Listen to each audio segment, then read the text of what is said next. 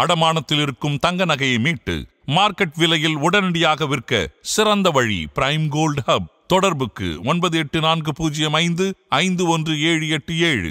தங்கத்தை மட்டுமல்ல, உங்கள் தன்னம்பிக்கையையும் மீட்டுத் தருகிறோம். சம்மர் ஹாலிடேஸ் வந்தாச்சு, நம்ம ஜிடி ஹாலிடேஸும் வந்தாச்சு. GT holidays, south India's #1 travel brand. செங்கோட்டையின் ஒரு பெரிய கலகத்தை ஏற்படுத்தியதாக நான் பார்க்கல.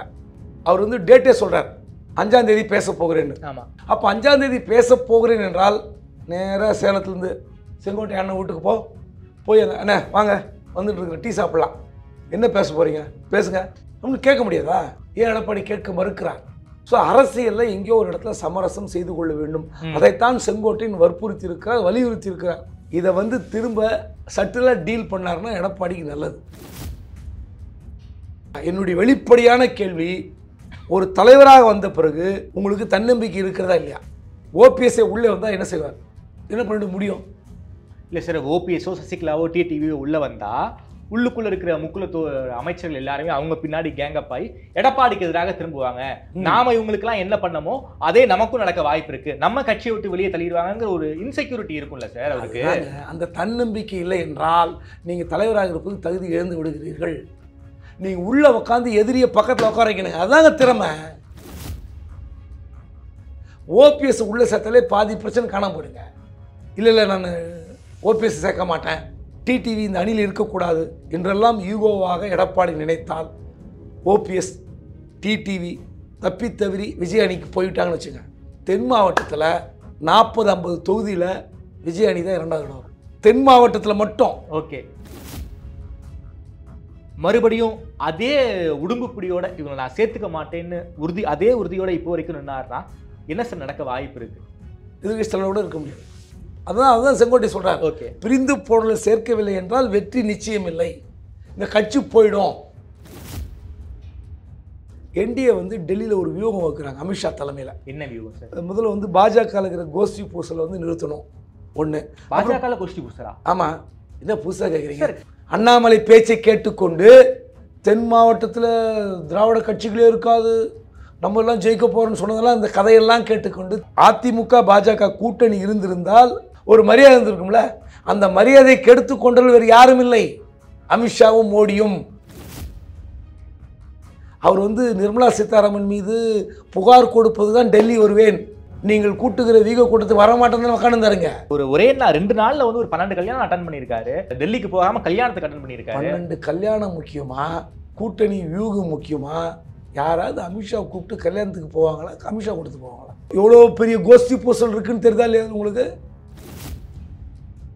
அமித்ஷா என்ன சொன்னார்னா, நயினார் வீட்டில் நடந்த டீ பார்ட்டியில் விஜய் பிரிக்கிற வாக்குகள் அனைத்தும் திமுகவுக்கு தான் பாதிப்பு ஏற்படுத்தும், நமக்கு இல்லைன்றார். அவருக்கு ஒரு கணிசமான வாக்கு நிச்சயமாக கிடைக்கும்.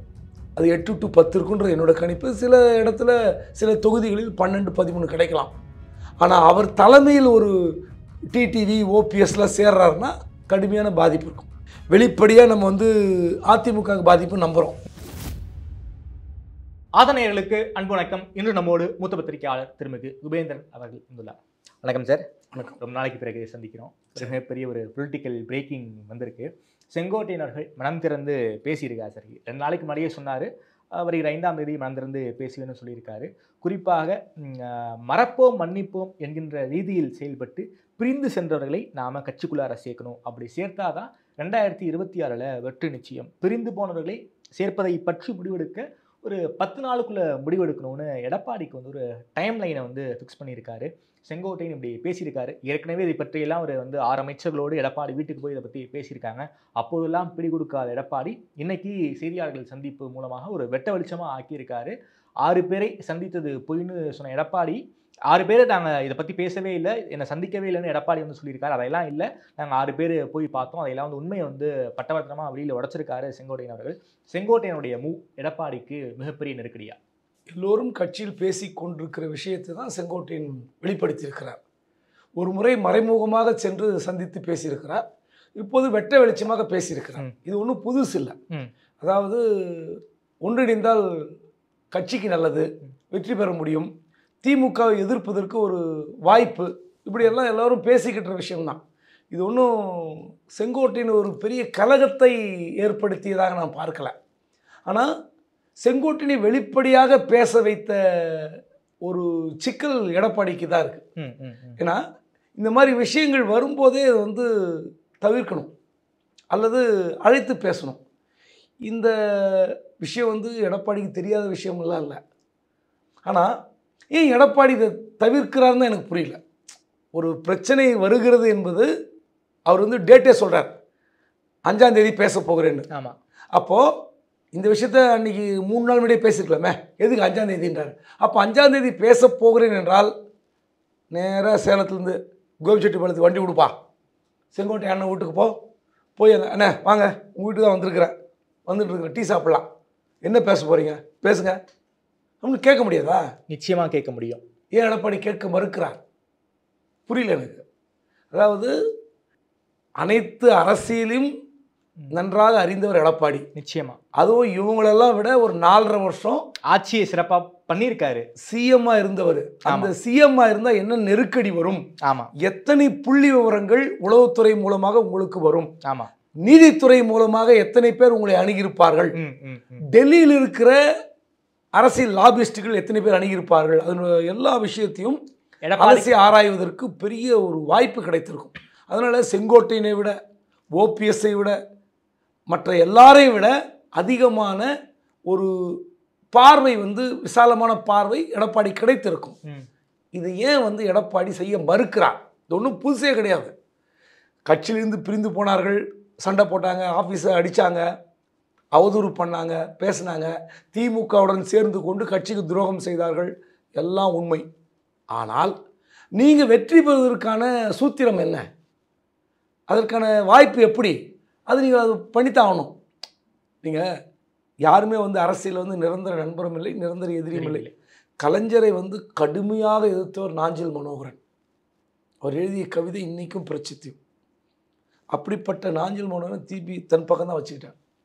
எம்ஜிஆர் அவர்கள், எஸ்டிஎஸ், கோவை செழியன் எல்லாரையும், அதாவது ஜெயலலிதா அவர்களை செங்கோட்டையன் சொன்ன மாதிரி காளிமுத்து மாதிரி கடுமையாக விமர்சித்தவர் யாரும் இல்லை. அதை விட ஒரு படி மேலே போய் எஸ்எஸ் சந்திரன், அவர் சினிமாலே எப்படி பேசுவார் உங்களுக்கு தெரியும், ஆபாசமாக பேசக்கூடியவர், இரட்டை அர்த்தங்கள் துணிக்க தான் பேசுவார். அது மக்கள் ரசித்தாங்க, அதை சினிமா விட்டுருங்க. அரசியலில் மேடையில் நான் பல முறை அவருடைய நியூஸ் கவரேஜுக்காக போயிருக்காங்க, கடுமையாக பேசுவார். அப்படிப்பட்ட எஸ்எஸ் சந்திரனையே எம்பி ஆக்கி அழகு பார்த்தவர் ஜெயலலிதா. காளிமுத்தவர்களுக்கு சபாநாயகர் பதவியை கொடுத்தாங்க. அதனால் இதெல்லாம் வந்து அரசியலில் ஒரு சகிப்புத்தன்மையோடு பார்க்க வேண்டிய அணுக வேண்டிய விஷயம். அப்போது நீங்கள் டிடிவி என்ன செய்தார், ஓபிஎஸ் என்ன செய்தார் அப்படின்னா என்ன, வைத்திலிங்கம் என்ன பண்ணார், எடப்பாடிக்கு எதிராக கொடி பிடிச்சாரா, ஏன் இன்றைக்கி வச்சுருக்கீங்க, என்ன அவசியம்? இதே எடப்பாடியை வந்து ஏற்கக்கூடாதுன்னு சொல்லி சசிகலாவால் ஆளாக்கப்பட்டவர் என்று பேசியவர் தான் கேபி முனிசாமி. அவர் உங்கள் பக்கம் இருக்கார் இல்லையா, எப்படி ஏற்றுக்கிட்டீங்க? ஸோ அரசியலில் எங்கேயோ ஒரு இடத்துல சமரசம் செய்து கொள்ள வேண்டும். அதைத்தான் செங்கோட்டையன் வலியுறுத்தி இருக்கிறார். ஓகே, இதை வந்து திரும்ப சட்டிலாக டீல் பண்ணாருன்னா எடப்பாடிக்கு நல்லது. Okay sir. குறிப்பாக இன்னொரு விஷயத்தையும் அழுத்தம் திருத்தமாக சொல்கிறாரு சார். 10 நாட்களுக்குள் ஒருங்கிணைப்பு நடக்கவில்லை என்றால் அந்த மனநிலையில் இருப்பவர்கள் ஒருங்கிணைக்கப்பட்டு வெற்றிகரமாக நாங்கள் நினைத்ததை செய்து முடிப்போம்ங்கிறாரு. ஒரு 6 பேர் ஏற்கனவே போய் எடப்பாடியை பார்த்தாங்க. அதுவும் இல்லாமல் ஏகப்பட்ட ஆதரவு குரல்கள் வந்து செங்கோட்டையனுக்கு இருப்பதாக தகவல். எல்லாரும் ஒன்று சேர்ந்து எடப்பாடிக்கு ஒரு மிகப்பெரிய ஒரு நெருக்கடியை கொடுக்க போகிறாங்களோங்கிற ஒரு கேள்வி இருக்குல்ல சார்? நெருக்கடியே கிடையாதுங்க, ஈஸியாக டீல் பண்ண முடியும்னு சொல்கிறேனே. இப்போது நாடாளுமன்ற தேர்தலுக்கு பிறகு ஜூலை மாதம் ஒரு 3-4 மாதங்கள் கழித்து, தேர்தல் வந்து ஏப்ரலா, 3 மாதம் கழிச்சு போய் பார்த்தாங்க. ஆமாம், 6 முன்னாள் அமைச்சர்கள் பார்த்தார்கள். இது வெளியில் வந்து என்ன சொன்னார், எடப்பாடி பச்சை பொய்யினாரு சார். இதுதான் சிக்கல். இப்போ எப்படின்னா, இது எப்படி வந்து மறைக்கவே முடியாது. இப்போது குருமூர்த்தி அவர்களை சைதை துரைசாமியும் செங்கோட்டையனும் ஒரு வாரத்துக்கு முன்பு சந்தித்து பேசினார்கள். அதே சைதை துரைசாமி கோயம்புத்தூருக்கு வந்து செங்கோட்டனை அழைத்து பேச்சுவார்த்தை நடத்தினார். ஓகே, இது ஒன்றிணைக்கிற பணிகளை இவங்களாம் செய்யணும். சைதை துரைசாமி ஒரு வேலை செய்கிறார், ஓகே, நான் இல்லைன்னு சொல்ல. குருமூர்த்தி அதை இன்னைக்கு செய்கிறார். ஆனால் குருமூர்த்தி முன்னாடி செய்ததெல்லாம் வேறு, இப்போ ஏன் செய்கிறாருன்றது வேறு. ஆனால் இதெல்லாம் வந்து இப்போ நமக்கெல்லாம் தெரியுது, இதெல்லாம் ரகசியமான சந்திப்பு இதெல்லாம் நடக்குது, எடப்பாடிக்கு தெரியும்ல. ஸோ நெருக்கடியே கிடையாது. 6 முன்னாள் அமைச்சர்கள் தன்னை வந்து சந்தித்தார்கள, எப்படி டீல் பண்ணிருக்கணும்? ஆமாங்க, 6 முன்னாள் அமைச்சர்கள் வந்தாங்க. யார் அது? நத்த விஸ்வநாதன், செங்கோட்டையன், சிவி சண்முகம், தங்கமணி, வேலுமணி, அன்பழகன் எல்லாரும் வந்தாங்க. என்ன பார்த்தாங்க, அம்மா பேசணும், நீங்கள் சொல்கிற விஷயம் பேசல, கட்சி விஷயம் பேசினா 2-3 போஸ்டிங்கை போட சொன்னாங்க, 2-3 பேர் எடுக்க சொன்னாங்க, டிஸ்கஸ் பண்ணிகிட்ருக்கோம். சொல்லிட்டு போயிருந்தா இன்றைக்கி பிரச்சனை இல்லை. ஸோ நீங்கள் எடுப்பிலே பொய்ன்னு சொன்னதால தான் நீங்கள் அம்பலப்பட்டு நிற்கிறீங்க. ஓகே, அதே மாதிரி தான் இப்போ எப்படி வருதுன்னா, எடப்பாடி பழனிசாமி அவர்கள் அரசியல் தெரிந்தவர், பல்வேறு விஷயங்களை அணுக தெரிந்தவர். இப்போ எப்படி வந்து சசிகலாவை நீங்கள் வந்து கட்சியிலேருந்து நீக்கி ஓகே படத்தை எடுத்து கட்சிக்கும் அந்த அம்மாவுக்கு சம்மந்தமே இல்லைன்னு தைரியமாக பேட்டி கொடுத்தார்ல, எப்படி முடிஞ்சது? யார் சொல்லி செஞ்சீங்க? பொதுக்குழு செயற்குள்ள சொன்னாங்களா? தீர்மானம் போட்டாங்க பொதுக்குழு. அதெல்லாம் ரைட்டுங்க, தீர்மானம் கேட்குறோன்னு சொன்னானா? நீங்கள் முடிவு பண்ணீங்க, போட்டாங்க. அப்போது சசிகலாவை தூக்கி எறிகிற துணிச்சல் உங்களுக்கு எப்படி வருது? பின்னாடி யாரும் பேக் பண்ணியிருக்காங்களா? டிடிவி தினகரனை கட்சியில் சேர்க்க மாட்டோம் அப்படின்ற முடிவு எப்படி எடுத்தீங்க? எடுத்தீங்களா இல்லையா? அது யார் ஒன்று நான் சொல்கிறேனே, குருமூர்த்தி செய்தது வேறுன்னு சொன்னேன். என்ன பண்ணாங்க இவங்க? நல்லா இருந்த அதிமுகவை நாரடித்தது யார்? பாஜக. சசிகலா அவர்களை முதலமைச்சர் என்று தீர்மானம் செய்து தீர்மானம் நிறைவேற்றி பொதுச் செயலாளரையும் ஆக்கியாச்சு. போய் கவர்னர்கிட்ட கொடுத்தா கவர்னர் ஓடி போனார். அது யார் செய்தது? பாஜக. சரி, அப்புறம் ஒரு தேர்தல் கமிஷனுக்கு லஞ்சம் கொடுத்த வழக்கில் திகார் சிறைக்கு டிடிவி தினகரன் அனுப்பியது யார்? அந்த வழக்கு என்னாச்சு? என்ன ஆச்சுன்னு தெரியல. சரி, சும்மா இருந்த ஓபிஎஸ்ஸை போய் தர்ம யுத்தம் செய், சமாதியில் உட்காரு, உனக்கு நல்ல காலம் பிறக்கும், விடிவு பிறக்கும்னு சொன்னது யார்? பாஜக. இல்லை பாஜகன்னு வச்சுப்போம். இவ்வளோ பாஜக செய்துட்டு இப்போ எல்லாரும் ஒன்றிணைன்னு சொல்லும்போது விந்தை தான்.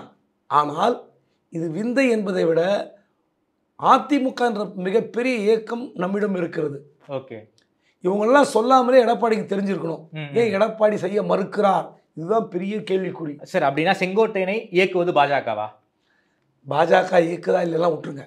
இப்போ ஜூலை மாதம் கடந்த 2024 6 முன்னாள் அமைச்சர்கள் போனாங்களா? ஆமாம், போனாங்க. பாஜக சொல்லி போனாங்களா? இல்லை, அவங்களா போய் பார்த்தாங்க. தென் மாவட்டத்தில் ஒரு 23 தொகுதியில் மரண அடி வாங்கியிருக்கு அதிமுக. காரணம், அம்மா மக்கள் முன்னேற்ற கழகமும் சசிகலா ஒரு பிரிவும் போன அவங்களுடைய அந்த முக்குளத்தோர் வாக்கு வங்கியால் நமக்கு பெரிய டேமேஜ். ஸோ இந்த விஷயம் வந்து உங்களுக்கு தெரியாதா? அதனால் பாஜக இயக்குதுன்றதே விட்டுருவோம். நான் தான் சொல்கிறேன், பாஜக எவ்வளோ செஞ்சிருச்சு. அதிமுகவுக்கு எத்தனையோ கொடுமைகளை பாஜக செய்திருக்கிறது. ஆனால் நீங்கள் அதெல்லாம் மறந்துட்டு தான் நீங்கள் இப்போ கூட்டணி வச்சுருக்கீங்க. இப்போது கட்சியினுடைய பொதுச் செயலாளர் நீங்கள், அந்த பொதுச் செயலாளரின் அடிப்படையில் எதிர்கட்சியாளராக வந்துட்டீங்க. உங்கள் மேலே உங்களுக்கு நம்பிக்கை இல்லையா? என்னுடைய வெளிப்படையான கேள்வி, ஒரு தலைவராக வந்த பிறகு உங்களுக்கு தன்னம்பிக்கை இருக்கிறதா இல்லையா? ஏன் இல்லை? ஓபிஎஸ்ஏ உள்ளே வந்தால் என்ன செய்வார்? உங்களுக்கு எதிராக கலங்க செய்வாரா? என்ன பண்ணிட முடியும்? என்ன பண்ண முடியும்? இல்லை சார், ஓபிஎஸ்ஓ சசிகலாவோ டிடிவியோ உள்ளே வந்தால் உள்ளுக்குள்ளே இருக்கிற முக்குளத்தோ அமைச்சர்கள் எல்லாருமே அவங்க பின்னாடி கேங்கப் ஆகி எடப்பாடிக்கு எதிராக திரும்புவாங்க. நாம இவங்களுக்குலாம் என்ன பண்ணமோ அதே நமக்கும் நடக்க வாய்ப்பு இருக்கு, நம்ம கட்சியை விட்டு வெளியே தள்ளிடுவாங்கிற ஒரு இன்செக்யூரிட்டி இருக்கும்ல சார் அவருக்கு. அந்த தன்னம்பிக்கை இல்லை என்றால் நீங்கள் தலைவராக இருப்பது தகுதி இழந்து விடுகிறீர்கள். நீங்கள் உள்ளே உட்காந்து எதிரியை பக்கத்தில் உட்கார வைக்கணும். அதுதாங்க திறமை, அதுதான் திறமை. நீங்கள் ஓபிஎஸ்சியை எப்படி வெளியே அமிச்சிங்க, சசிகலாவை எப்படி நீக்கினீங்க, டிடிவி எப்படி தனியாக போனார், அதெல்லாம் விட்டுருங்க.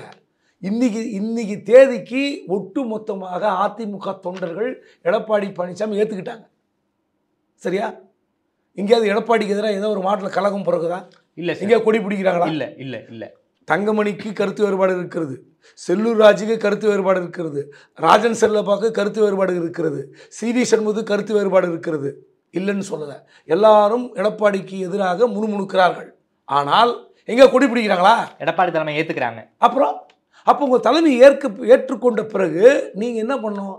அவங்கள கூப்பிட்டு சாஃப்ட்வேர் பண்ணணும், சாஃப்ட் பெடலிங் பண்ணி பக்கத்தில் உட்கார வைக்கணும். இதுதான் முக்கியம். நீங்கள் ஒவ்வொருத்தராக நீங்கள் வந்து என்னை எதிர்க்கிற தாமரை பிடிக்கவில்லை, என்னை எதிர்க்கிற முருகேசனை பிடிக்கவில்லை, என்னை எதிர்க்கிற சண்முகத்தை பிடிக்கலன்னு சொல்லி ஒவ்வொருத்தராக வெளியே அமிச்சிங்கன்னா எப்படி யார் வீக் ஆவாங்க? சார் ஒன்றும் இல்லை சார், ஒரு காலகட்டம் வரைக்கும் சசிகலா அவர்களுக்கும் டிடிவி தினகரன் அவர்களுக்கும் இவங்க எல்லாருமே ரிப்போர்ட் பண்ணிக்கிட்டு இருந்தாங்க.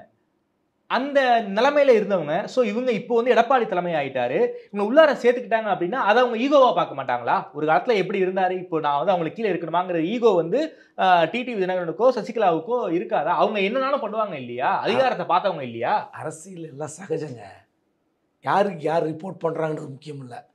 சரி, நீங்கள் ஓபிஎஸ் வந்து முதலமைச்சராக இருந்தார். ஆமாம், இருந்தார். எப்படி ஜெயலலிதாக்கெலாம் சிக்கல் வரும்போதெல்லாம் அவர் முதலமைச்சராக இருந்தார். சரி, அவர் எடப்பாடிக்கு ரிப்போர்ட் பண்ணலையா? அது கட்டாயம் சார், காலத்தின் கட்டாயம். சரி, நான் கேட்குறேன், இன்னொரு எல்லா கட்சியிலையும் வச்சுப்போம். இப்போது பாஜகவில் அண்ணாமலை மாநில தலைவராக இருந்தார். அவர் மாநில தலைவர் இருக்கும்போது மற்றவங்களாம் போய் ரிப்போர்ட் பண்ணியிருப்பாங்க. இன்றைக்கி நயினார் மாநில தலைவர். இப்போ அவர் அங்கே என்ன பண்ணணும்? ரிப்போர்ட் பண்ணி தமிழ்நாட்டை பொறுத்த வரைக்கும் மாநில தலைவர் நயினார் தான், அங்கே ரிப்போர்ட் பண்ணி ஆகணும். அதெல்லாம் அரசியலில் நீங்கள் பார்க்க முடியாது. ஹைரார்க்கிலாம் பார்க்க முடியாது. நான் சீனியர் அப்படிலாம் பார்க்கவே முடியாது. ராஜேந்திர பாலாஜியினுடைய வளர்ச்சி என்னன்னு நீங்கள் ஒரு நாள் விசாரிங்க. அவர் எப்படி எம்எல்ஏ சீட் ஆனார், எப்படி அமைச்சரானார்னு பாருங்கள். அவர் எங்கே இருந்தார்னு கேளுங்க, அது தனியாக பேசுவோம். அதனால் யார் எப்படி வளர்ந்தார்கள், யார் எங்கே ரிப்போர்ட் பண்ணுறாங்கன்னு பார்க்கக்கூடாது. இன்றைக்கி உங்களுக்கு இந்த சீட் கிடச்சிருக்கு. இந்த சீட்டில் உட்காந்து எதிரிகளை எப்படி குறைத்து கொள்வது அல்லது எதிரிகளை எப்படி சமாளிப்பது அப்படி தான் பார்க்கணும். தவிர டிடிவி உள்ளே வந்தால் என்ன நடக்கும், சசிகலா உள்ளே வந்தால் என்ன நடக்கும், ஓபிஎஸ் நீங்கள் தான் சசிகலா வந்து முடிந்து போன சாப்டர். நீ அவங்கள வந்து உள்ளே உட்கார வச்சு நீங்கள் ஒன்றும் பண்ண போகிறதில்ல, பொறுப்புலாம் கொடுக்க முடியாது. டிடி தனி கட்சியை தொடங்கிட்டார். ஓபிஎஸ் உள்ளே சேர்த்தாலே பாதி பிரச்சனை காணாம போயிடுங்க. ஓகே, நான் இதுக்கு பல உதாரணங்கள் சொல்லியிருக்கேன். அதிமுகவில் தாமரைக்கனி, அவர் பயங்கர அட்ராசிட்டி பண்ணுறவர். ஆமாம், கட்சிக்கு எதிராகவே பேசுவார், வாய் துடுக்கான மனிதர். அந்த மனிதரை அடக்குவதற்கு என்ன பண்ணாங்க, அவருடைய மகன் இன்பத்தமிழனை கூப்பிட்டு எம்எல்ஏக்கு அமைச்சராக்கினாங்க. தெரியும் உங்களுக்கு? தாமரைக்கனி இறந்து விடுகிறார். அந்த செய்தி நம்ம ட்ரேட் சென்டரில் இஃப்தார் பார்ட்டின்னு நினைக்கிறேன், அதில் முதலமைச்சராக இருக்கிற ஜெயலலிதா கலந்து கொண்டிருக்கிறார். அங்கே எல்லா அமைச்சரும் இருக்கிறார்கள். முதலமைச்சர் அங்கே இருக்கையில் இருக்கும்போது அவங்களுக்கு மெசேஜ் வந்துடுது, இது மாதிரி தாமரைக்கனி இன்டெலிஜென்ஸ்லேருந்து இன்புட் கொடுத்துருவாங்க. வெளியே வந்த பிறகு பார்த்திங்கன்னா சிஎம் காரில் ஏறும்போது அமைச்சர் இன்பத்தமிழ் நிற்கிறார். இன்னும் எங்கே நிற்கிறீங்க, போலிங்களான்னு கேட்குறாங்க. இல்லைம்மா ஒரு வார்த்தை கேட்காதீங்க, அதெல்லாம் போயிடுங்க.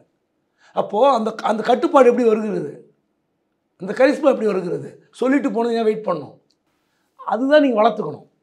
நீங்கள் தலைமை பதவி வந்த பிறகு நீங்கள் ஜெயலலிதாவை மாற வேண்டியதில்லை.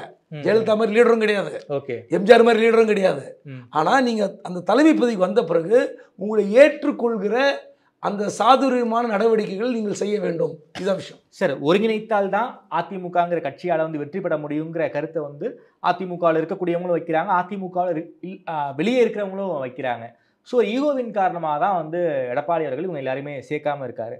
ஸோ தான் பொதுச் செயலராக இருக்கணும் அப்படிங்கிற ஒரு ஈகோவுக்காக கட்சியை அழிக்கிறாரு, கட்சியை ஆட்சிக்கு வர விடாமல் பண்ணுறாருங்கிற ஒரு குற்றச்சாட்டு எடப்பாடி மேலே வைக்கிறாங்க. இது சரியா சார்? இல்லை, அப்படிப்பட்ட குற்றச்சாட்டு வைத்தால் அது சரியா சரியில்லையான்ற விவாதம் விட்டுருவோம். அவர் என்ன நினைக்கிறார்? இப்போ செங்கோட்டையன் வார்த்தை சொல்கிறார் பேட்டியில், நாங்கள் இந்த மாதிரி 6 பேர் போய் சந்தித்தோம், பேசணும், அதன் பிறகு கட்சி சார்ந்த விஷயங்களை என்னுடன் கலந்து பேசுவதில்லை. ஆமாம். அப்போது நீங்கள் சொல்கிற குற்றச்சாட்டு, இப்போ நீங்கள் கேட்ட கேள்வி, இந்த கேள்வி பொருத்தமாயிடும். நீங்கள் எதையுமே ஒரு கோபமாக திட்டலாம், இல்லை இந்த பிரச்சனை இதோட நீங்கள் விட்டுருங்க, நீங்கள் தலையிடாதீங்கன்னு சொல்லலாம், அதுக்கப்புறம் கூப்பிட்டு பேசணும். அதுதான் தலைமைக்குரிய பண்பு. நீங்கள் தவறு செய்தால் நடவடிக்கை எடுக்கிற இடத்துல நீங்கள் இருக்கிறீங்க. ஆமாம். அதே நேரத்தில் நீங்கள் செய்து தவறு என்றால் அதை திருத்திக் கொள்கிற வாய்ப்பு உங்களுக்கு இருக்குது. அப்போ எடப்பாடி பழனிசாமி நீங்கள் நான் பொதுச் செயலர் இருந்தால் மட்டும் போதும், எதிர்கட்சி செயலர் இருந்தால் மட்டும் போதும்னா அப்போ எப்படி கட்சி தொண்டை எப்படி இருப்பான்? நீங்கள் ஆட்சிக்கு வரணும்னு ஆசை இல்லையா? இந்த கட்சி வைத்துக்கொண்டு வெறும் எதிர்கட்சி தலைவராகவே இருக்க முடியும்னு தீர்மானிக்க முடியுமா? ஆனானப்பட்ட திமுகவே 2011 எதிர்கட்சி அந்தஸ்தை இழந்தது. யாரும் எதிர்பார்த்தாங்களா? யாருமே எதிர்பார்க்கல. நம்புவீங்களா நீங்கள்?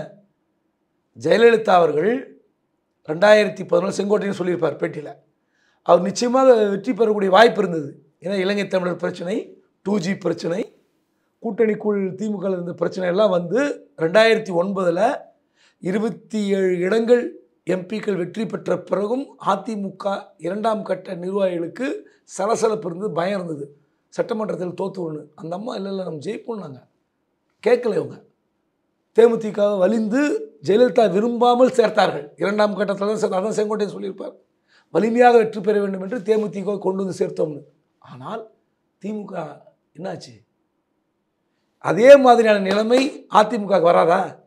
ஒருவேளை நான் இப்போ யூகத்தில் சொல்கிறேன், நீங்கள் கேட்ட கேள்விக்காக. நீங்கள் இல்லை நான் ஓபிஎஸ் சேர்க்க மாட்டேன், டிடிவி இந்த அணியில் இருக்கக்கூடாது என்றெல்லாம் ஈகோவாக எடப்பாடி நினைத்தால் ஓபிஎஸ் டிடிவி தப்பித்தவறி விஜய் அணிக்கு போயிட்டாங்கன்னு வச்சுங்க, தென் மாவட்டத்தில் 40-50 தொகுதியில் விஜய் அணி தான் 2வது இடம் வரும், தென் மாவட்டத்தில் மட்டும். ஓகே. அப்போது வட மாவட்டத்தில் ஏற்கனவே விஜய்க்கு வந்து செல்வாக்கு இருக்குது. இப்போ மதுரையில் கூட்டின மாநாடில் அதிகமாக பங்கேற்றவர்கள் வட மாவட்டத்தினர். காரணம் பாட்டாளி மக்கள் கட்சி கலகலத்து போயிருக்கிறது, நாம் தமிழர் கலகலத்து போயிருக்கிறது, பாஜக கலகலத்து போயிருக்கிறது. இந்த கட்சியிலிருந்து கூட்டமாக பசங்க அங்கே இருக்கிறாங்க. சரி, இந்த ரியாலிட்டியெல்லாம் எடப்பாடிக்கு தெரியாமல் இல்லை, மறுபடியும் அதே உடும்புப்பிடியோட இவங்களை நான் சேர்த்துக்க மாட்டேன்னு அதே உறுதியோட இப்போ வரைக்கும் நின்னார்னா என்ன சார் நடக்க வாய்ப்பு இருக்குது? சொல்ல முடியாது. எதிர்கட்சி அந்தஸ்து போயிடும், எதிர்கட்சி தலைவரோடு இருக்க முடியாது. அதான் சொல்கிறேன், இதெல்லாம் தெரியாத ஒரு ஆள் எடப்பாடி. ஆனாலும் ஏன் உடும்புப்பிடியாக இருக்காரு? அது ஒன்றுமே புரியல. ஏன் தன்னுடைய தலைமை பண்பு மீது அவருக்கு ஒரு சந்தேகம் இருக்குதா? உள்ளே வந்தால் தன்னுடைய தலைவர் பதவி போய் நினைக்கிறாரா? அப்படி நினைக்கக்கூடாதுன்னா என்னுடைய கருத்து. காரணம், நீங்கள் வந்து அப்படி நினச்சிங்கன்னா நீங்கள் பலகீனமான நபராக பார்க்கப்படுவார்கள். ஏன்னா ஒரு விஷயத்தை அட்ரஸ் பண்ணால் தான் அங்கே லீடர்ஷிப்பு. அட்ரஸ் பண்ணாமல் தவிர்க்கிறது வந்து பலவீனம். ஓகே சார், குறிப்பாக என்டிஏ கூட்டணி, அதில் வந்து அதிமுக பாஜக கூட்டணி உருவாயிடுச்சு. அந்த என்டிஏ எடப்பாடியே சொல்லியிருக்காரு, என்டிஏ கூட்டணிக்குள்ளே பல கட்சிகள் இருக்காங்க, நாங்கள் பாஜகவோட கூட்டணியில் இருக்கோன்னு சொல்லியிருக்காரு. அப்பேற்பட்ட என்டிஏவே இப்போ கலகலத்தை போயிடுச்சு. ஓபிஎஸ் வெளியே போயிட்டாரு, டிடிவி வெளியே போயிட்டாரு, தேமுதிக என்ன ஸ்டாண்டர்ட்னு சொல்லாமல் நாங்கள் வந்து ஜனவரி சொல்கிறோம் அப்படிங்கிற மாதிரி ஒரு மைண்ட் செட்டுக்கு வந்திருக்காங்க. ஸோ இது வந்து அந்த கூட்டணிக்கு வந்து ஒரு மிகப்பெரிய வந்து ஒரு பாதிப்பு அமையாதா? எடப்பாடி ரொம்ப உறுதியாக இருக்காரா என்டிஏ கூட்டணிக்குள்ளேயும் ஓபிஎஸும் டிடிவி இருக்கக்கூடாது அப்படின்னு உடும்புப்பிடியாக இருப்பதன் காரணமாக தான் அவங்க 2 பேரும் வெளியே போனாங்களா? ஓபிஎஸ் சேர்த்துக்கொள்வதற்கு காலக்கெடு டைம் பார் ஆயிடுச்சுன்னாரு.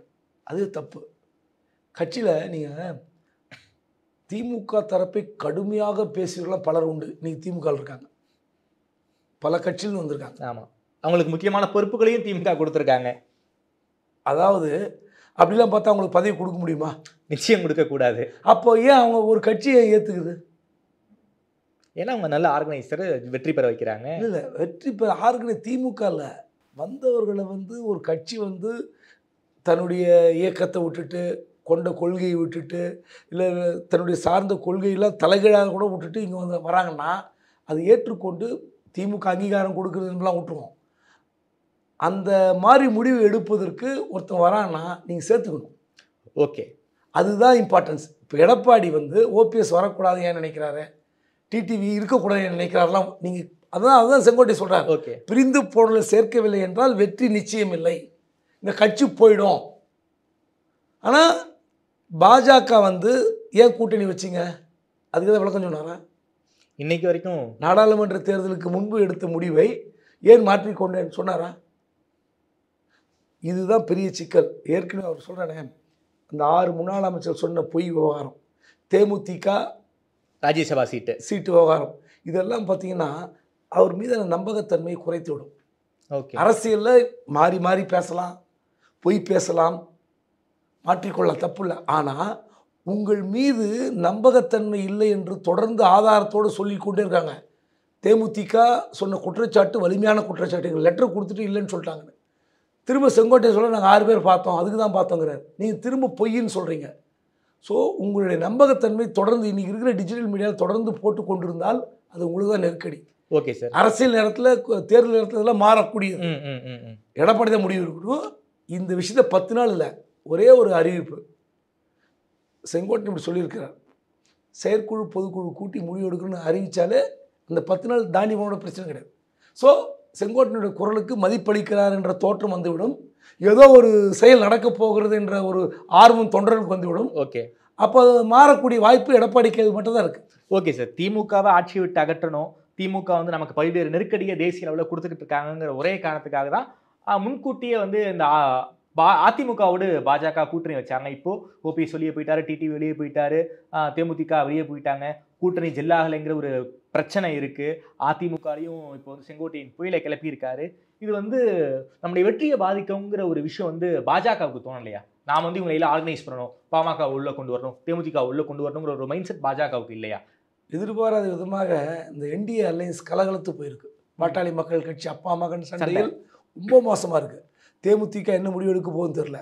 இங்கே இருந்த கிருஷ்ணசாமி வெளியே போயிருக்கார், இன்னும் வரல. இப்படியான சூழலில் என்டிஏ வந்து டெல்லியில் ஒரு வியூகம் வைக்கிறாங்க அமித்ஷா தலைமையில். என்ன வியூகம் சார்? முதல்ல வந்து பாஜக இருக்கிற கோஷ்டி பூசலை வந்து நிறுத்தணும் ஒன்று. பாஜக கோஷ்டி பூசலா? ஆமாம், என்ன புதுசாக கேட்குறீங்க? காங்கிரஸ்ல ஏதோ ஒரு படத்தில் டைலாக் சிவாஜி செத்துட்டாரான்னு கேட்குற டைலாக கேட்குறீங்களா சார்? பாஜக மாதிரியான கட்சிகளெல்லாம் பார்க்கவே முடியாது சார். தலைமை என்ன சொல்றாங்களோ அதை வந்து கேட்பாங்க சார். இது என்ன சத்தியமூர்த்தி பவன் நினைச்சிங்களா? கமலாலயம் கட்டுக்கோப்பா இருப்பாங்க சார். என்ன சார் தமிழ்நாடு பாஜக கோஷ்டி? நான் வீடியோ போட்டு காட்டுமா? அண்ணாமலைகிட்ட ஒரு கேள்வி கேட்குறாங்க. மத்திய நிதியமைச்சர் நிர்மலா சீதாராமன் உங்களை பற்றி விமர்சித்திருக்கிறாருன்னு, அதுக்கு பேசியிருக்காரு, போட்டு காட்டுமா? நிர்மலா சீதாராமன் குறித்த கேள்விக்கு 4 பேர் பேசுவாங்க, அதெல்லாம் இந்த காதில் வாங்கி இந்த காதில் ஒன்றுங்கிறாரு. அப்படின்னா நிர்மலா சீதாராமனுக்கு அண்ணாமலைக்கு பிரச்சனை இருக்கா என்ன? கண்டிப்பாக. இப்போ அந்த பிரேக்ஃபாஸ்ட் மீட்டிங் ஐடிசி கிராண்ட் சோலாவில் பேசினதுக்கு தான் பதில் சொல்கிறாரு. அங்கே வந்து ஒரு தனி மனித யூகோவால் நம்ம வந்து தமிழ்நாடு பாஜக கிடைத்த பெருமை இழந்து விட்டோம். ஒருவேளை கூட்டணி அமைந்திருந்தால் ஒரு 10-15 எம்பி கிடைச்சிருப்பாங்கன்றாரு. சொல்லியிருக்காங்க சார். ஆனால் தேசிய தலைமைக்கு தெரியும்ல, தேசிய தலைமை வந்து அண்ணாமலை கன்வின்ஸ் பண்ணியிருக்காரு. நாம தனியானாலே நாம் வந்து ஒரு மிகப்பெரிய வாக்கு வங்கியை பெற முடியும், அதே போல வந்து நாம வந்து ஜெயிக்க முடியுங்கிற ஒரு நம்பிக்கை கொடுத்ததன் காரணமாக தான் ஹைகமாண்ட் ஒப்புதல் கொடுத்துறாங்களே, நீங்க தனியா போங்கன்னு ஒப்புதல் கொடுத்துறாங்களே. இப்போ அண்ணாமலையை வந்து நிர்மலா சீதாராமன் விமர்சனம் பண்றது ஹைகமாண்டை விமர்சனம் பண்றதுக்கு சமமாச்சு இல்லை? கரெக்டாக வந்துட்டீங்க. ஹைகமாண்ட் டெல்லியில் சொல்கிறாங்களே, அவங்களுக்கு ஒன்றுமே தெரியலன்னு தெரிஞ்சுக்கிட்டீங்க, புரிஞ்சுக்கிட்டீங்களா? நிர்மலா சீதாராமனுக்கு என்ன இன்புட்டில் அப்படி சொல்கிறாங்க. ஓகே, அன்னைக்கு 2024 நீங்கள் தனியாக ஆடுங்கன்னு சொல்லி அண்ணாமலை ஆட விட்ட அமித்ஷாவும் மோடிக்கும் என்ன கிடைத்தது? மைனாரிட்டி கவர்மெண்ட்டில் கிடைச்சது. அதிமுக பாஜக கூட்டணி இருந்திருந்தால் செங்கோட்டையன் 30ங்கிறாரு, அட்லீஸ்ட் 15 வந்திருக்கும், ஒரு மரியாதை இருந்திருக்கும்ல.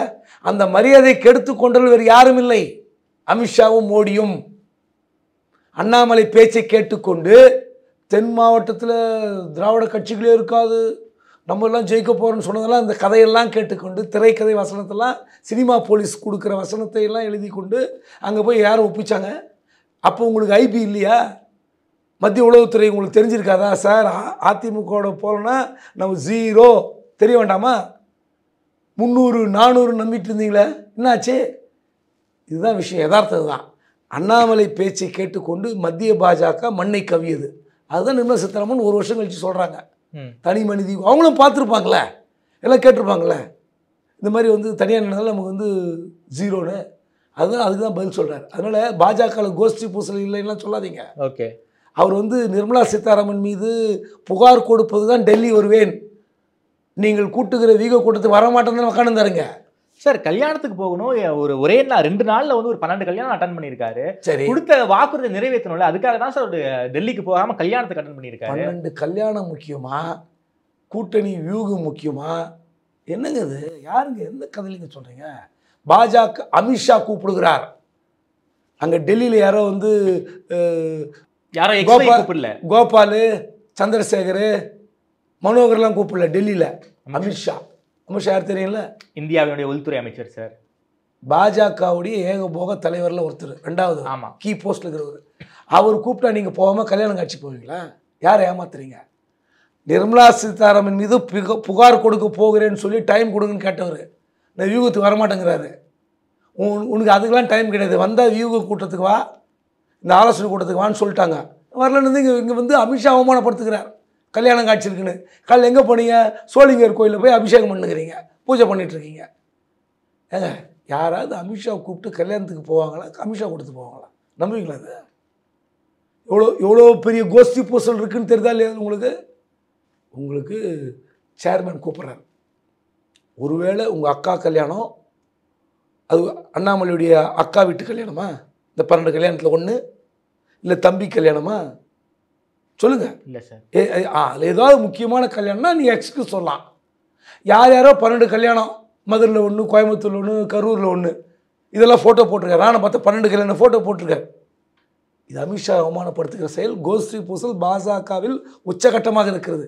அதனால் இதெல்லாம் சரி பண்ணி, அப்புறம் கூட்டணியை அதிமுகவை சரி பண்ணி, ஒருங்கிணைந்த அதிமுக சரி பண்ணி திமுக வீழ்த்துவதற்கு பாஜக வியூகம் என்னென்னா, வியூகமே இல்லை. மொத்தத்தில் ஒரு பாவமாக இருக்குது சொல்கிறதுக்கு வார்த்தையெல்லாம். ஓகே, எல்லா அதிகாரமும் இருந்தும் எல்லா தகவலும் தெரிந்து கொண்டும் பாஜக தமிழ்நாட்டை பொறுத்தவரையில் டம்மியாக தான் இருக்குது. ஓகே சார், குறிப்பாக டிடிவி தினகரன் அவர்கள் 2006 எலெக்ஷனில் விஜயகாந்த் என்ன ரோல் ப்ளே பண்ணாரோ அதே மாதிரியான ரோலை வந்து 26ல் ப்ளே பண்ண வாய்ப்பு இருக்குங்கிறாரு.